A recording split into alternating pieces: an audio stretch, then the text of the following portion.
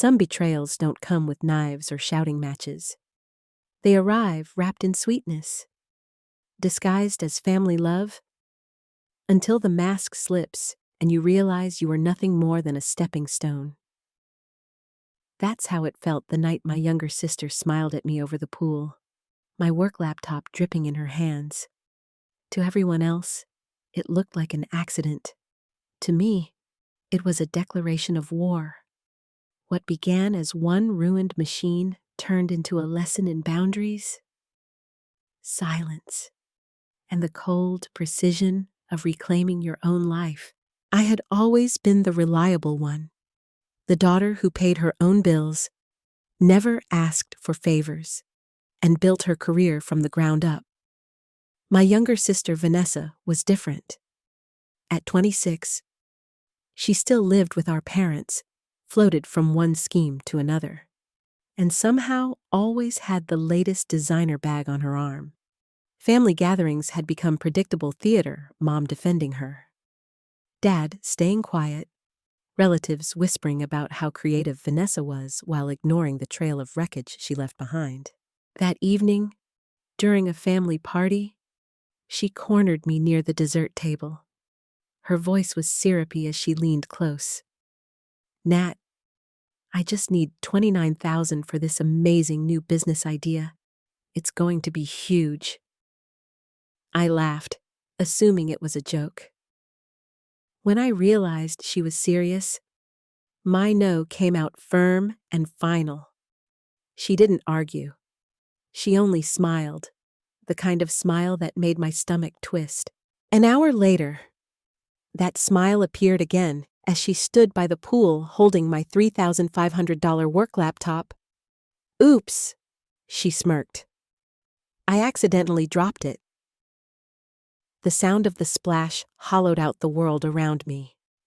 Conversations blurred into background noise as I stared at the ripples swallowing the silver machine that carried months of client work, custom software, and contracts.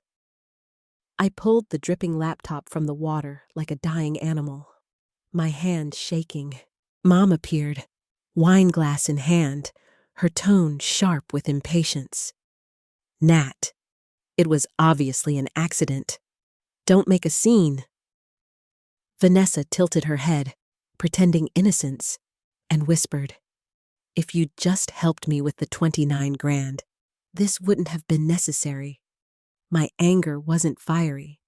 It was cold, heavy, settling into my chest like ice. I wrapped the laptop in a towel, told her to enjoy the party, and walked away. The rest of the night blurred.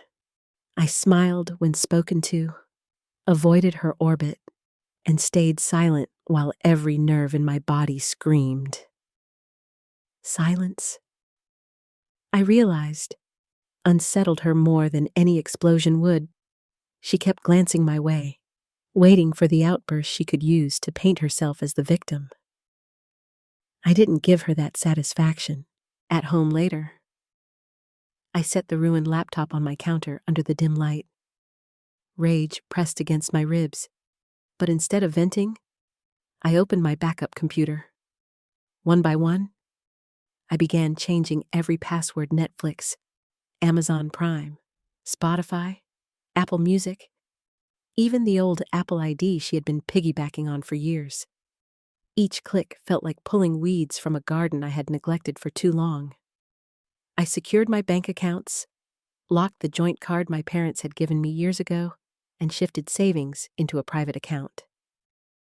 By the time the clock blinked 1:47 a.m., I had rebuilt walls she would never breach again. The next morning at 6:15 a.m., my phone buzzed with Vanessa's name. I let it ring. Then came the texts. "Why can't I log in to Netflix? Amazon's not working either. Did you change the passwords?"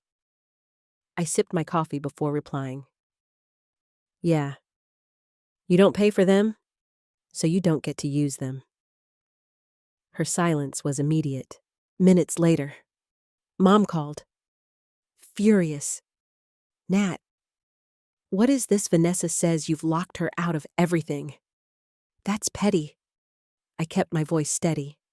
That's called boundaries. Mom's response was the same script I'd heard for years. She made a mistake. She's your sister. You're supposed to help her, not punish her. I let the silence stretch until she huffed and hung up. By noon, the family group chat buzzed like a grenade. Mom wrote, "Family should stick together.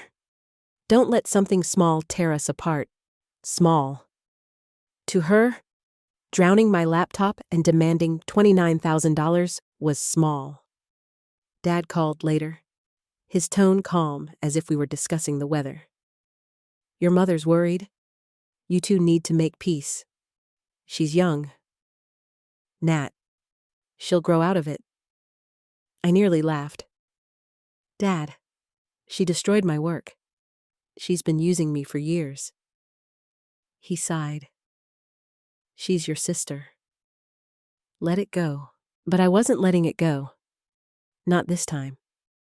For the first time in years, I felt a strange calm settle over me. I didn't argue. I didn't explain. Instead, I opened a notebook and began writing dates, incidents, amounts, screenshots, receipts. If my family wanted me to be the villain, fine. But when the curtain finally fell, they would see exactly who had been pulling the strings. The following days became a quiet storm. On the surface, I went about my routines, client meetings, grocery runs, answering emails. But each night, I sat at my kitchen table with a glass of wine and my notebook, piecing together years of Vanessa's manipulations. It wasn't just the drowned laptop or the stolen streaming accounts. There had been the credit card she'd borrowed during college that came back with $1,200 in mysterious charges. The dress she borrowed from my closet, returned with a wine stain tucked beneath the hem. The time she used my professional headshot on her resume to land a meeting with a client she wasn't qualified to handle. Each memory was another thread woven into a tapestry I'd been too tired to face until now. By the third night, my binder had grown thick, each page labeled and arranged chronologically. It wasn't a list of grudges, it was evidence, a map of behavior my parents had ignored for years. I wasn't collecting these incidents to scream them back at family dinners. I was building something far stronger, a narrative they couldn't dismiss with the usual excuses. 3 days later, Vanessa cracked. At brunch with acquaintances, I overheard someone gossiping about her latest venture. She had been telling people that I was her silent partner, her marketing mentor, the name she could wave like a banner to attract investors. I felt the air leave my lungs. She hadn't just stolen from me. She was actively impersonating me. That evening, I scoured her online presence.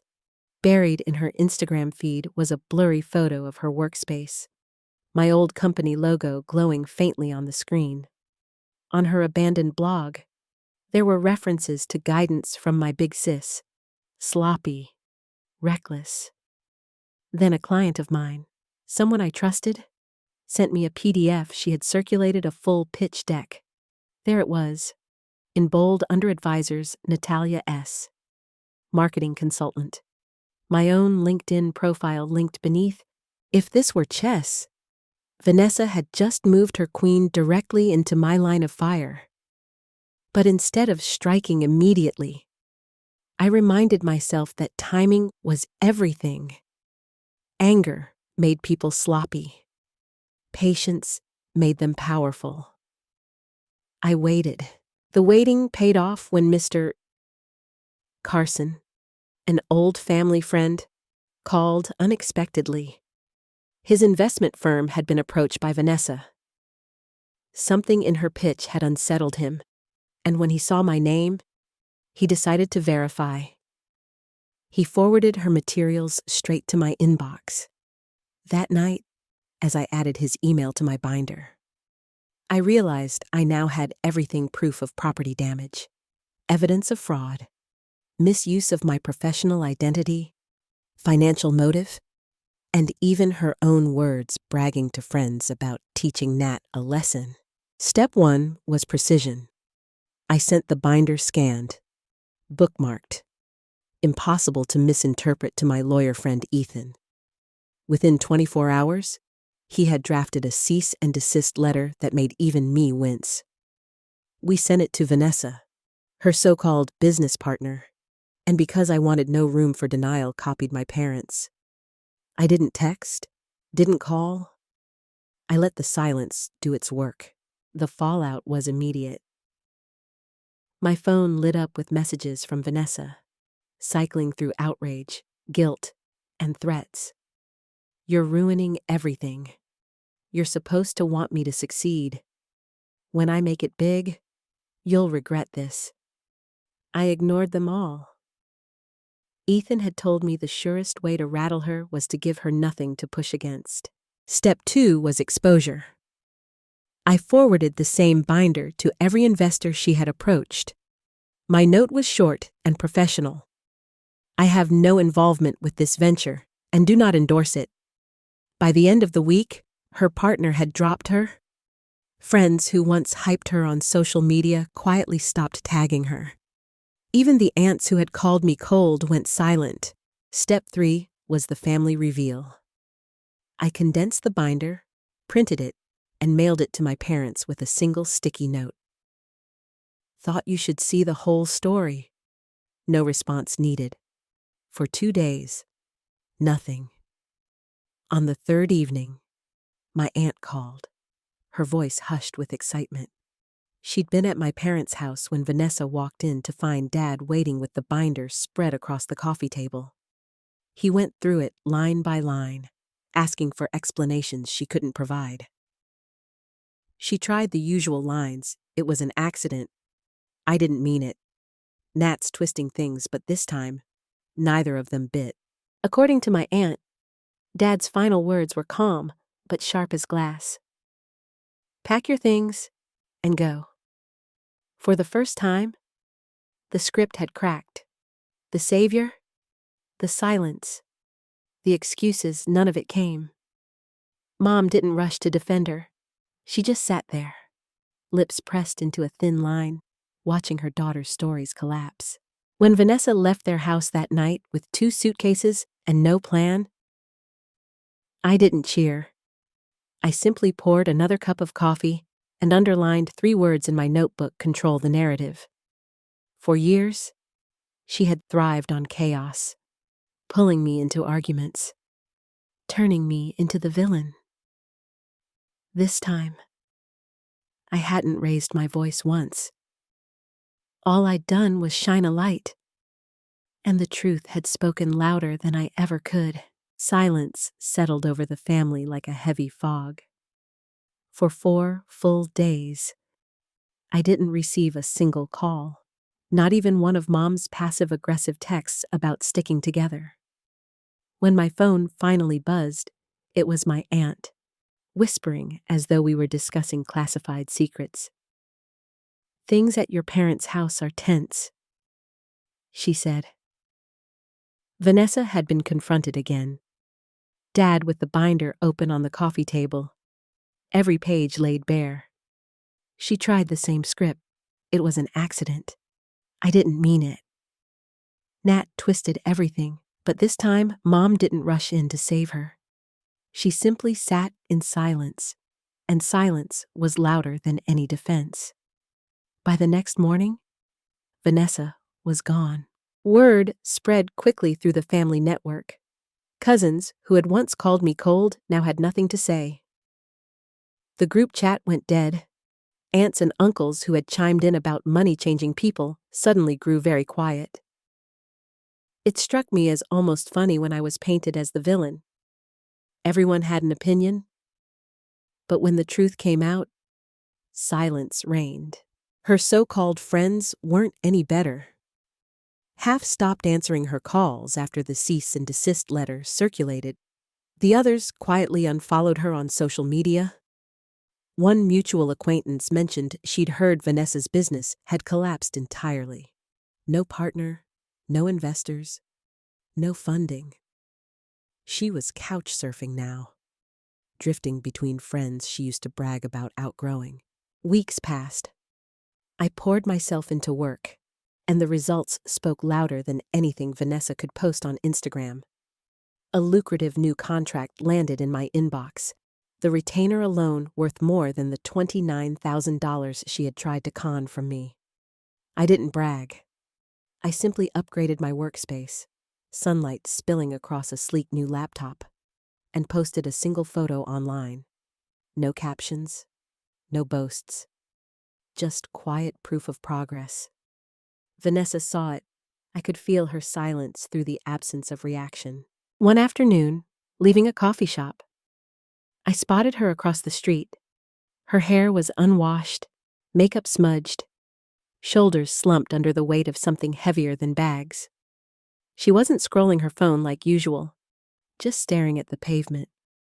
When her eyes met mine, there was no smirk, no sarcasm, no challenge, just exhaustion. She looked away first. I kept walking. I wasn't interested in revenge anymore. Justice had already been served, and she had done it to herself. 6 months after she left our parents' house, the family landscape had shifted. Mom's texts came only on holidays, short, polite, stripped of guilt trips. Dad's messages were even briefer. Hope you're well. The endless lectures about helping family had stopped, replaced by a fragile truce. In my quieter moments, I wondered if they realized the truth protecting Vanessa hadn't been love. It had only been enabling. But though Vanessa was gone, the echoes remained. I still kept the binder, not because I needed to use it again, but as a reminder. Boundaries aren't built in one dramatic confrontation. They're forged in 100 small choices to stop letting people treat you like you owe them everything.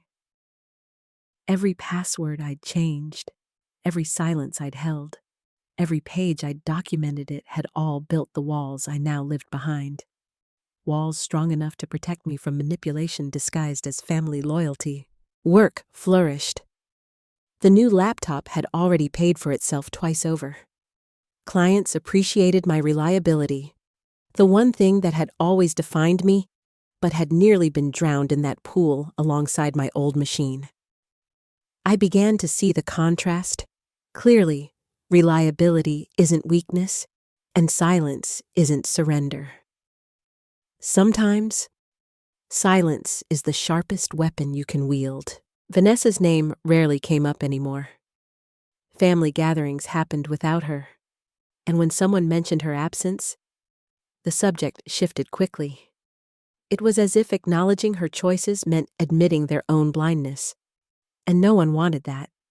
Occasionally, I'd hear rumors that she was still drifting, that she had burned through friendships, that she'd moved out of state. None of it mattered. For the first time in years, her chaos no longer dictated my life. In quiet moments, sipping coffee at my desk, I sometimes thought of that night at the pool. The hollow splash, the smirk on her lips, the silence of my parents as if my work meant nothing. But instead of anger, I felt clarity. That single act, as destructive as it was, had forced me to see what I had been avoiding. Boundaries aren't optional. They're survival. I had spent years defending myself, explaining, pleading with people who never wanted to hear my side.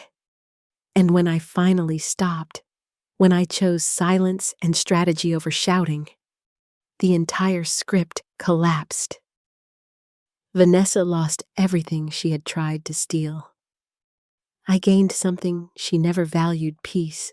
In the months that followed, life took on a new rhythm. Without the constant pull of family drama, I felt lighter, sharper, more focused than ever before. Each morning, I brewed coffee, opened my new laptop, and logged into accounts secured by layers of protection only I controlled. Work flowed like never before. Clients praised my consistency, my ability to deliver on time without excuses. For years, I had carried the weight of being the dependable one, the sibling who never asked for anything. What I hadn't realized was how much energy I had wasted defending that role against the very people who should have valued it most. Now, freed from that endless battle, reliability became my strength instead of my burden. Vanessa's absence changed the family dynamic in subtle but undeniable ways. Without her constant chaos, dinners at my parents' house became quieter. Mom no longer filled the air with excuses for Vanessa's behavior. Dad seemed relieved to talk about something other than smoothing over another disaster. The group chat, once a stage for arguments and guilt trips, turned into a place where people mostly shared photos of meals or updates about pets. It wasn't harmony exactly, but it was no longer a battlefield either. And yet, I could feel the undercurrent of unspoken tension. Mom's holiday texts were polite but stripped of warmth. "Merry Christmas. Hope you're well. Happy birthday. Thinking of you." She never mentioned Vanessa, but her silence carried its own weight. Dad's notes were briefer still. "Take care. Good luck with work." I knew what they weren't saying.